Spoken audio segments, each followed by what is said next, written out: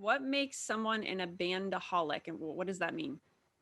Well, an abandaholic technically means you're addicted to abandonhol. You're addicted to abandonment. And it isn't quite like that, but that's kind of where the phrase comes from. It's that you are only attracted to the unavailable because you've been conditioned to equate love with insecurity. Previous experiences have caused you to associate being insecure over someone with being attracted to them. So now suddenly you have a pattern in adulthood where unless you're feeling insecure, you're not attracted. And in fact, what happens to this is something that happens to millions of people, millions. And that's why many millions of people are alone, because this obviously would not work to have a relationship. But when somebody you've been pursuing and they're hard to get at first, but pretty soon they become interested and they start to meet you halfway, then if you're an abandonholic, you lose interest. And it happens all the time. It is very, very common.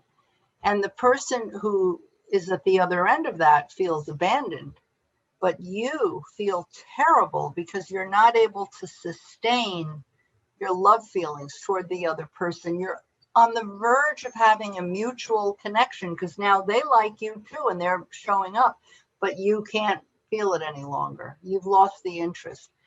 This dilemma of losing your feelings for someone who's available, it is millions and millions of people have that. And so the idea of chasing the unavailable, being attracted only to the unavailable, and then losing interest and pulling away when the other person is available is abandoholism and very prevalent.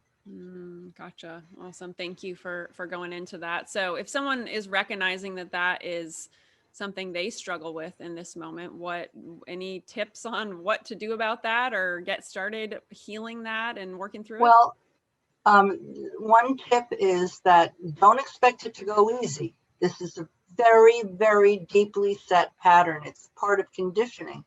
You literally have become conditioned to equate insecurity with attraction.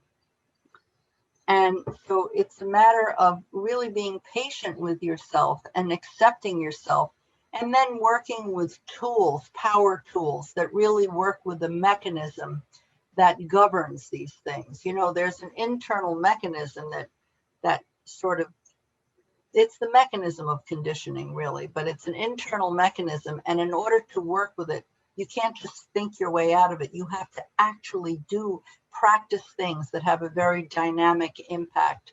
And that has to do with creating various written dialogues and trialogues and, you know, various techniques like that. Also using your imagination in a very guided way.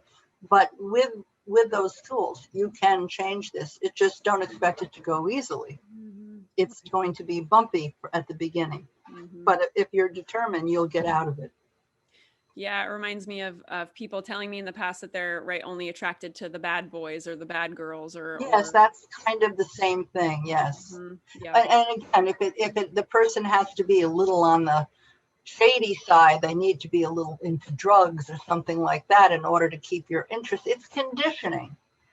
If somebody has that pattern, it's not really their fault. They got attracted to a bad guy, and now they were conditioned to equate the love, the wiring in the brain was conditioned to be attracted to danger, to somebody who's a little unsafe. So it's an automatic thing, but they can undo that with effort.